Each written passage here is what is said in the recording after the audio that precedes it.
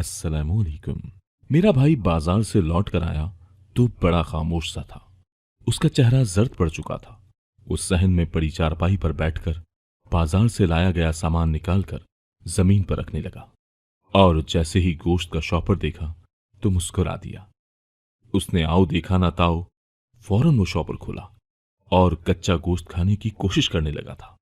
अम्मी तो ये देखकर दंग रह गई थी। मैं ही भागकर भाई के पास गई और उनसे शॉपर लेने की कोशिश करने लगी। भाई ने मुझे धक्का दिया और मैं दूर जा गिरी तो भाई इस धक्कमपेल में जमीन पर गिर जाने वाला गोश्त चुनने लगे थे। अम्मी अब तक होश में आ चुकी थी। वो आगे बढ़ी और भाई को पुकारने लगी, अब्बास, क्या हो गया है तुम्हें? तुम अपने हवास में तो हो ना? अब्बास, अब्बास। अम्मी के पुकारने का भी भाई पर कोई असर ना हुआ था। इतने में सारा आपी आगे बढ़ी और भाई पर पानी की बाल्टी उंडेलती। भाई अपने हवास में लौट आए थे। वो हम सबको हैरत भरी निगाहों से तकते रहे, फिर उठकर अपने कमरे में चले गए। मेरी अम्मी की हालत बड़ी गैर हो चुकी थी। सारा आपी ने आगे बढ़कर अम्मी को गले लगाकर दिलासा दिया और बोली, अम्मी, अब्बास को बंगालन बाजी के पास दम के लिए ले चलते हैं। अम्मी ने भी सर हिला दिया। सारा आपी अब्बास के कमरे में दाखिल हुई और थोड़ी देर बाद ही भाई के साथ बाहर निकल आई थी। मुझे तो अपनी आंखों पर यकीन ही नहीं आ रहा था। फिर अम्मी, सारा आपी और अब्बास भाई बंगालन बाजी के आस्ताने पर जा पहुंचे थे, जबकि मैं तो अभी तक इस हैरत से ही नहीं निकल पा रही थी कि आखिर भाई मान कैसे गए। उन्हें तो ये तावीज धागे सख्त नापसंद थे। 2 घंटे बाद वो तीनों लौट आए थे। मैंने भाई के चेहरे की जानिब देखा तो वो अब कदरे बेहतर लग रहे थे। वो जल्दी से मेरे पास आए और बोले, अम्मी ने बताया है कि मैंने तुम्हें धक्का दिया और तुम गिर गई। तुम ठीक तो हो ना? चोट तो नहीं लगी? मैंने ना में सर हिला दिया था। मेरा दिल भर आया था कि आखिर अचानक ये सब हो क्या रहा है। अम्मी ने भाई को उनके कमरे में भेज दिया तो मैं जल्दी से अम्मी के पास गई और बोली, अम्मी, भाई को क्या हुआ है? नजर लग गई है तेरे भाई को। अम्मी के जवाब ने मुझे मजीद परेशान कर दिया था। सारा आपी अपने ससुराल वापस चली गई। अब हम दोनों मां बेटी ही इस अचानक अफ्तार पर कुड़ने के लिए रह गई थी। यूं ही परेशानी में रात कट गई थी। सुबह हुई तो भाई बिल्कुल ठीक थे। वो नाश्ता करके ऑफिस चले गए थे। अम्मी खुश हो चुकी थी कि चलो भाई की हालत तो बेहतर हुई। अम्मी ने बंगालन बाजी के दिए हुए तावीज उनके बताए हुए तरीके से जला दिए थे। वो सारा दिन कुरानी आयात घर के कोनों कमरों में पढ़ पढ़ कर फूंकती रही थी। शाम में भाई ऑफिस से आए तो कुछ बुझे बुझे से थे। वो आकर सहन में पड़ी चारपाई पर लेट गए। मैं उनके लिए पानी लाई तो वो एकदम से चारपाई से उठ खड़े हुए थे। उन्होंने मेरे हाथ में पकड़े गिलास पर हाथ मारकर परे फेंक दिया। शीशे का गिलास चकनाचूर हो गया था। भाई जल्दी से फ्रिज की तरफ बढ़े और कच्चा गोश्त निकालकर चारपाई पर बैठ गए थे। ये मंजर देखकर मुझ पर कपकपी तारी हो चुकी थी। मैं चिल्लाई, अम्मी, किधर हैं आप? जल्दी से बाहर आए। अम्मी मगरिब की नमाज पढ़कर फारिग हुई थी। वो भागकर बाहर आई तो सामने का मंजर देखकर वो भी डर गई थी। अम्मी ने जल्दी जल्दी बुलंद आवाज में आयतुल कुर्सी पढ़नी शुरू कर दी और भाई पर दम करने लगी थी। मैं भाग कर गई और पानी की बाल्टी ले आई। सारा आपी की तरह मैंने भाई पर पानी उंडेल दिया तो वो एकदम बौखलाकर सीधे हो गए थे। अम्मी ने अब्बास भाई का हाथ पकड़ा और उन्हें अपने साथ बंगालन बाजी के पास ले गई, जबकि मैं पीछे घर में अकेली बैठी अपने भाई की सेहत और तंदुरुस्ती की दुआएं करने लगी थी। मेरी आंखों से आंसू बरस रहे थे और दिल में शिकवा सा आ गया था। अब्बास भाई ही तो हमारा वाहिद सहारा थे। अब उनकी यह हालत क्यों कर हो गई थी? मैं 3 साल की थी जब अब्बू बिजली का तार ठीक करते हुए करंट लगने की वजह से वफात पा गए थे। अब्बू आपदा में काम करते थे। उनकी सरकारी नौकरी थी। उनकी वफात के बाद उनकी पेंशन उनकी बेवा को मिलने लगी थी। इस कलील सी पेंशन में अम्मी ने अपने 3 बच्चों को पढ़ाया लिखाया था। अम्मी ने कमेटियां डाल डालकर सारा अभी का जहेज इकट्ठा किया था। उनकी शादी के बाद अम्मी बहुत खुश खुश सी रहने लगी थी। वो कहती थी कि मेरे कंधों से आधा बोझ सरक गया है। फिर देखते ही देखते अब्बास भाई ने तालीम मुकम्मल कर ली और उन्हें एक बहुत बड़ी फर्म में मुलाजमत मिल गई थी। हमारे दिन फिर गए थे। अल्लाह हम पर मेहरबान था। अब अम्मी मेरे लिए रिश्ता ढूंढने में मसरूफ थी कि एक दिन सारा आपी रोती हुई आई थी। उन्होंने अम्मी को बताया कि उनके ससुराली उनको औलाद ना होने के बाइस ताने देने लगे हैं। आपी को उनकी एक पड़ोसन ने बंगालन बाजी के मुतालिक बता रखा था। वो अम्मी को अपने साथ तावीज लेने के लिए ले गई थी। अब्बास भाई को जब इस बात का पता चला तो वो सख्त नाराज हुए थे। उन्होंने सारा आपी को भी सख्ती से मना कर दिया था कि आज के बाद वो किसी आस्थाने पर नहीं जाएंगी। आपी को औलाद की बड़ी फिक्र रहती थी, इसलिए वो भाई से छुप छुपाकर बंगालन बाजी के आस्थाने पर जाने लगी थी। आखिर एक राज कब तक छुप सकता है। अब्बास भाई को इल्म हो गया था। उन्होंने घर में बड़ा झगड़ा किया था। आपी से भी कहा था कि अगर आज के बाद वो बंगालन के पास गई तो वो उन्हें जेल करवा देगा। अम्मी और आपी तो भाई की ये गुस्ताखाना बात सुनकर ही लरस गई थी। अम्मी ने आगे बढ़कर भाई के लबों पर हाथ रखकर उन्हें खामोश करवा दिया था। भाई के जाने के बाद अम्मी ने सदका भी दिया था। मुझे और भाई को इन तावीज धागों से चिढ़ थी, लेकिन अब मुझे ऐसा लगने लगा था जैसे भाई की गुस्ताखी की वजह से ही ये सब कुछ हो रहा है। मैंने सारा आपी को कॉल करके सारी सूरत हाल से आगाह किया तो वो भी बड़ी उदास हो गई थी। वो खुद को बुरा भला कहने लगी थी कि उनकी वजह से ही ये सब हुआ है। मैं उनको समझाती रही। अगर वो बोली कि अगर मैं बार बार बंगालन बाजी के आस्थाने पर ना जाती तो अब्बास ना गुस्ताखाना अल्फाज इस्तेमाल करता और ना ही उसकी पकड़ होती। सारा आपी को कामिल यकीन था कि बंगालन बाजी के मौक्किल ही ये सब कर रहे हैं। इतने में अम्मी और भाई आ गए तो मैंने कॉल बंद कर दी। अब भाई की हालत अच्छी हो गई थी। अम्मी ने खाना लगाने को कहा तो हमने बड़े खुशगवार से माहौल में खाना खाया था। भाई खाने के बाद अपने कमरे में चले गए तो अम्मी मेरे पास खिसक आई थी। वो बोली, बंगालन बाजी कहती है कि हमारे हासिदों ने हम पर काला जादू करवा दिया है। हम सारी जिंदगी से सिसक कर जिए हैं। अब हमारे हालात बेहतर हुए हैं तो हमारे रिश्तेदारों को हमसे हसद होने लगी है। वो चाहते हैं कि फिर से हमारे हालात पहले जैसे हो जाएं। अम्मी की बातें सुनकर मैं चुप हो गई थी। कोई और मौका होता तो मैं अम्मी के साथ बहस कर लेती, लेकिन अब उन्हें कुछ भी समझाना फजूल था। मैंने सोचा कि मैं खुद ही भाई पर आयात पढ़ पढ़ कर दम करती रहूंगी तो सब कुछ ठीक हो जाएगा। सुबह भाई ऑफिस जाने लगे तो मैंने उनका सदका दिया, फिर कुरानी आयात पढ़कर दम की। अम्मी ने भी बकरा ज़िबाह करवाकर गोश्त गरीबों में बांट दिया था। मैं भी घर के कामकाज करने लगी थी। सारे घर की सफाइयां करने के बाद मैं अब्बास भाई के कमरे की सफाई में मसरूफ हो चुकी थी। भाई की बेडशीट तब्दील करने लगी तो मैं छिटक गई थी। भाई की गद्दे के नीचे से एक गुड्डा मिला था जिस पर कई किस्म की सुइयां पिरोई हुई थी। मैं भागकर वो गुड्डा अम्मी के पास ले गई थी। अम्मी ने वो गुड्डा देखते ही कह दिया था, ये काले जादू की निशानी है। अम्मी भाई का इंतजार करने लगी थी। वो भाई को अपने साथ एक बार फिर से बंगालन बाजी के आस्थाने पर ले जाना चाहती थी। आखिरकार शाम गए भाई लौटे तो उनकी आंखें सुर्ख हुई पड़ी थीं। वो आते ही चारपाई पर ठह गए थे। मैं किचन में खड़ी लरस रही थी कि अब फिर भाई पर दौरा पड़ेगा। मैं किचन से बाहर आई तो भाई अपने आप में ही मगन उठकर खड़े हो चुके थे। उनके बढ़ते कदम फ्रिज की तरफ थे। उन्होंने जैसे ही फ्रिज खोला, अम्मी नमाज से फरागत पाकर बाहर सहन में आ गई थी। अम्मी बोली, अब्बास, मैं तुम्हारा ही इंतजार कर रही थी। चलो मेरे साथ बंगालन बाजी के आस्थाने पर जाना है। मुझे लगा था कि भाई तो गोश्त पर टूट पड़ेंगे और अजीबो गरीब हरकतें करने लगेंगे, मगर भाई फ्रिज से पानी की बोतल निकालकर पानी पीने लगे और अम्मी से बोले कि थोड़ी देर रुक जाएं, फिर चलते हैं। मुझे अपनी आंखों पर यकीन नहीं आ रहा था। कुछ ही लम्हों में भाई की हालत एकदम से बदल गई थी। फिर अम्मी और भाई चले गए तो मैं घर में बैठी सारी सूरत हाल पर गौर करने लगी थी। अब मुझे दाल में कुछ काला महसूस हुआ था। क्या हुआ था ये मैं नहीं जान पाई थी। मैं अगले चंद दिनों का लाएअमल मुरत्तिब देने लगी थी। अम्मी जब वापस आई तो उन्होंने बताया कि बंगालन बाजी ने कहा है कि जादू के सख्त वार चल रहे हैं। मैं परेशान हो गई थी। फिर अम्मी ने मुझे गले लगाकर प्यार किया और कहा कि तुम फिक्र न करो, देखो तुम्हारा भाई अब बेहतर हो रहा है, इसे आज दौरा नहीं पड़ा।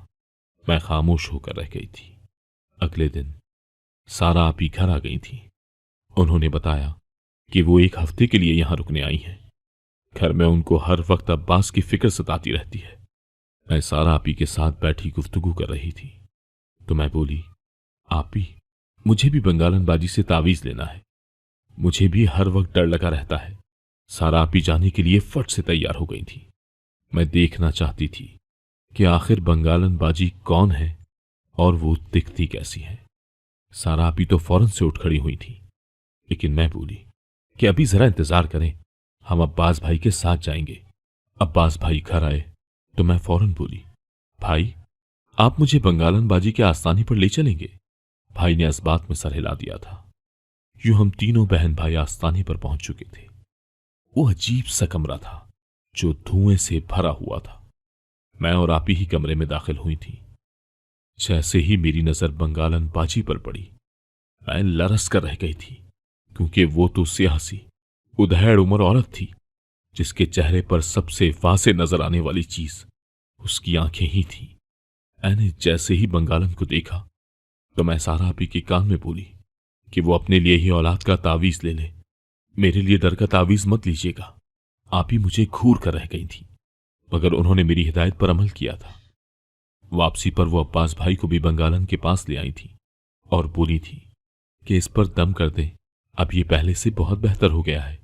बंगालन अपनी तारीफ सुनकर खिल उठी थी। वो अब्बास भाई पर दम डालकर बोली कि ये अब बिल्कुल बेहतर हो गया है, इसे दोबारा आस्थाने पर लाने की जरूरत नहीं है। ये बात हम तीनों के लिए गैर मुतवक्का थी, क्योंकि आजकल के तावीज धागे देने वाले लालची किस्म के लोग होते हैं। उनकी तो यही कोशिश होती है कि जब तक अगला बंदा हाजिर होता रहे तब तक उससे माल बटोरते रहें। वापसी पर हमने रास्ते से ही मिठाई ले ली थी। अम्मी को जब ये खुशी की खबर सुनाई तो वो झूम ही गई थी। उन्होंने तय कर लिया था कि वो अब जल्द ही भाई के हाथ पीले कर देंगी।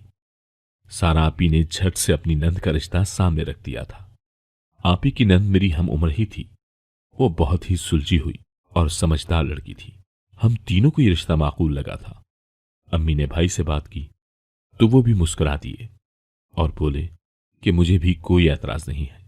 अम्मी ने इस मुबारक काम के लिए जुम्मे का दिन मुंतखब किया था। अभी जुम्मे में 2 दिन ही रहते थे, इसलिए हम अपनी तैयारियों में मसरूफ हो गए थे। अब यूं लगने लगा था जैसे जिंदगी अपनी डगर पर वापस आ गई हो। सब कुछ अच्छा अच्छा होने लगा हो। अब भाई को भी दौरे नहीं पड़ते थे। अम्मी ने सोच लिया था कि एक बार अब्बास की बात पक्की हो जाए तो वो मेरे लिए भी रिश्ता ढूंढने लगेंगी। वो चाहती थी कि भाई की शादी के साथ ही मेरी भी रुखसती कर दें। मुझे भी ये बात मुनासिब लगी थी।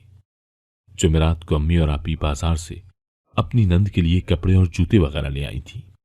अब भाई की वापसी का ही इंतजार था। जो ही भाई वापस घर आए तो अम्मी ने सारा सामान भाई के सामने रख दिया था। भाई बड़ी खुशी खुशी हर चीज देख रहे थे। वो बोले, सारा आपी, आपकी पसंद की मैं दाज जरूर देना चाहता हूं। तभी अचानक भाई को न जाने क्या हुआ, उन्होंने कांच की चूड़ियां फर्श पर दे मारी थी। वो टूट गई थी। फिर कपड़े और जूते सब कुछ नीचे फेंकते रहे और भागकर फ्रिज के पास चले गए और गोश्त निकालने लगे। हम सबकी खुशी अधूरी की अधूरी रह गई थी। ये क्या हुआ था? खुशी आने से पहले ही हमसे मुंह मोड़ गई थी। एक बार फिर से बंगालन बाजी के आस्थाने के चक्कर लगने लगे थे। मेरी छठी हिस्स भड़कने लगी थी। दिल में बार बार ख्याल आता कि कुछ ना कुछ तो गलत हो रहा है। भाई को हमेशा ऑफिस से वापसी पर ही दौरा क्यों पड़ता है? कभी ऑफिस में तो ऐसा नहीं हुआ था। मैंने इस सारे मामले की तहकीक करने की ठान ली थी। अगले दिन मैं पूरे घर की सफाई करने के बाद भाई के कमरे में भी सफाई करने लगी थी। मैंने एक एक चीज तलाश ली थी। जब भाई की अलमारी खोली तो मुझे लॉकर से एक डायरी मिली थी। मैंने झट से डायरी खोलकर पढ़ी कि शायद मुझे कोई सुराग ही मिल जाए। भाई की पूरी डायरी खाली थी। मैं मायूस होकर बंद ही करने लगी थी, तभी मेरे हाथ में एक तस्वीर लगी। 19-20 साल की प्यारी सी लड़की की मुस्कुराती हुई तस्वीर मेरे सामने थी। वो इस कदर जाज़िब नजर थी कि चंद लम्हे तो मैं बस उस तस्वीर को ही देखती रह गई थी। फिर मेरी नजर उस तस्वीर के पीछे लिखे गए अल्फाज पर पड़ी थी। उस पर लिखा हुआ था, अब्बास, ये वो तस्वीर है जो तुमने अपने हाथों से मेरे कैमरे में बनाई थी। तुम देख सकते हो ना, मैं कितनी खुश हूं। इस खुशी के पीछे छुपी वजह को जानते हो क्या? नहीं ना? चलो मैं बताती हूं। मैं इस कदर खुश इसलिए थी क्योंकि तुम मेरे सामने थे, तुम मेरे साथ थे। अब ना तो तुम मेरे सामने हो और ना ही मेरे साथ हो। अब तुम मुझे देखकर पहचान ना पाओगे। तुम मोहब्बत से फिर गए हो तो मैंने भी खुद से इंतकाम लेने के लिए खुद से 20 साल बड़े मर्द से शादी रचा ली है। अब हम दोनों के रास्ते जुदा हो चुके हैं। अब दुआ है कि हम दोनों का कभी आमना सामना ना हो, फकत तुम्हारी दुआ। ये खत पढ़कर तो मेरी आंखों में आंसू आ गए थे। आखिर ये सब क्या हो रहा था? अब मुझे लगने लगा था कि भाई पर किसी किस्म का जादू टोना नहीं हुआ है। वो तो शायद दुआ की जुदाई सह नहीं पाए और डिप्रेशन का शिकार हो गए हैं। तभी तो इस किस्म की अजीब अजीब हरकतें करने लगे हैं। मैंने भाई के इस राज को राज ही रहने दिया था। शाम में भाई एक बार फिर से अजीबो गरीब हरकतें करने लगे थे। अम्मी और आपी ने सर पर चादर ओढ़ी और बंगालन के आस्थाने का रुख करने लगी थी। मैंने उन दोनों को सख्ती से रोक दिया था। मैं बोली, क्या आप पिछले 1 माह से भाई को बंगालन बाजी के पास लेकर जा रही हैं? मगर इनकी हालत में रत्ती बराबर भी फर्क नहीं पड़ा। अब मैं इनको नफ्सियाती डॉक्टर के पास लेकर जाऊंगी। मेरी बात सुनकर अम्मी तो मुझ पर चढ़ दौड़ी थी। वो बोली, तुम्हारी हिम्मत भी कैसे हुई कि तुम मेरे बेटे को नफ्सियाती मरीज बोलने लगो? मैंने अपनी बात समझाने की बड़ी कोशिश की, मगर मेरी बात किसी को भी समझ ना आई थी। वो जबरदस्ती ही भाई को अपने साथ आस्थाने पर ले गए थे। मैं घर बैठी कुटती रह गई थी। आज उनको मामूल से ज्यादा देर लग चुकी थी, मगर वो अभी तक वापस लौट कर ना आए थे। यहां घर पर मेरा सोच सोच कर बुरा हाल हो चुका था। आखिरकार रात के 11:30 बजे हमारे घर 4 अफराद दाखिल हो चुके थे। मैं हैरान थी कि घर से तो 3 गए थे। तभी चौथे फर्द ने अपने चेहरे से निकाब हटाया तो मैं ये देखकर दंग रह गई थी कि वो तो बदसूरत और स्याह बंगालन बाजी थी।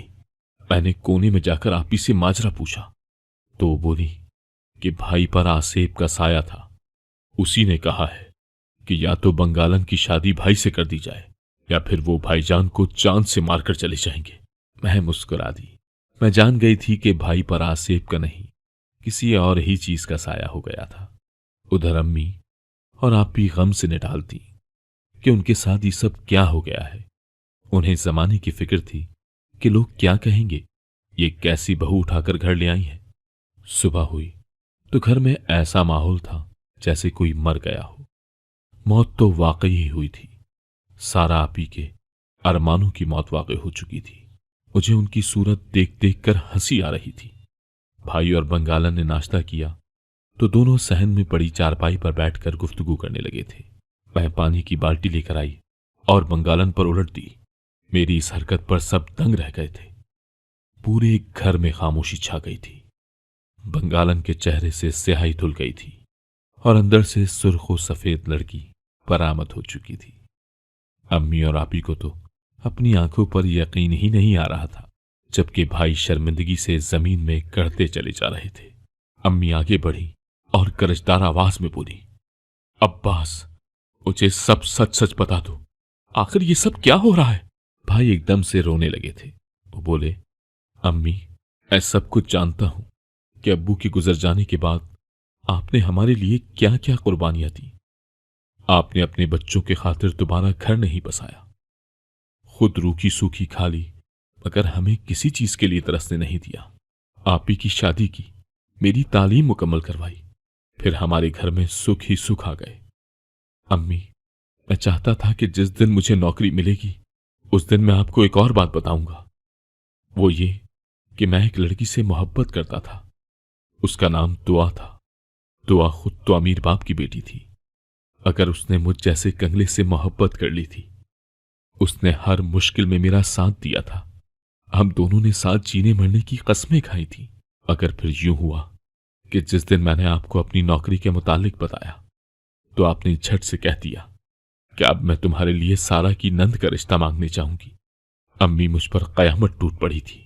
मैं चाहकर भी आपको इनकार न कर पाया था और बहाना बना दिया कि अभी कुछ वक्त सेटल होने के लिए लेना चाहता हूं। मैंने दुआ से शादी से इनकार कर दिया तो वो मुझे बेवफा समझी, एक ऐसा लड़का समझी थी जो जरा से हालात बदलते ही खुद बदल गया था। उसने मुझे दुख देने के लिए खुद से 20 साल बड़े मर्द से शादी कर ली थी।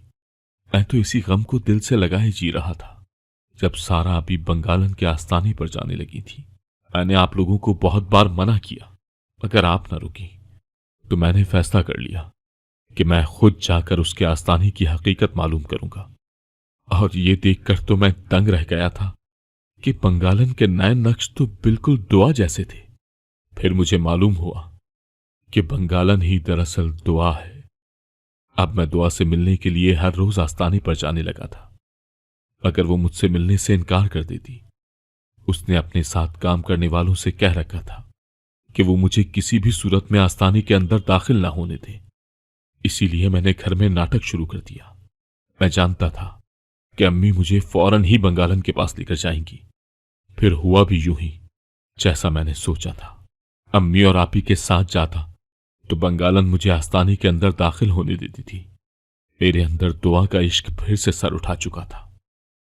मैं उसे देखे बिना न रह सकता था, इसलिए हर रोज अजीबो गरीब हरकतें करने लगा था।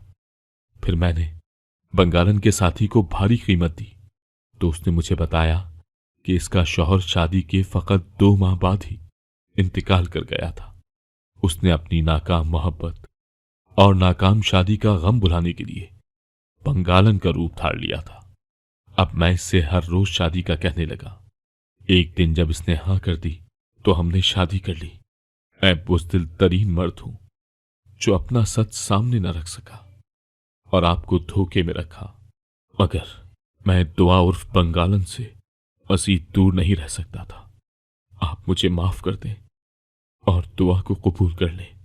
भाई गिड़गिड़ा कर रोने लगे थे और अम्मी से माफी मांगने लगे थे, जबकि अम्मी और आपी तो ये देखकर ही खुश हो चुकी थी कि काली कलूटी बंगालन की जगह प्यारी सी लड़की निकल आई थी। अम्मी ने आगे बढ़कर भाई और दुआ भाभी को गले लगाकर प्यार किया था। हमारे घर में एक बार फिर से खुशियां लौट आई थीं। अगर आपको आज की कहानी पसंद आई है तो वीडियो को जरूर लाइक कीजिएगा और अपने दोस्तों के साथ भी शेयर कीजिएगा। और हां, अगर आपने अभी तक हमारा चैनल सब्सक्राइब नहीं किया तो जरूर सब्सक्राइब करें। मिलते हैं कल एक नई और दिलचस्प कहानी के साथ। अल्लाह हाफिज।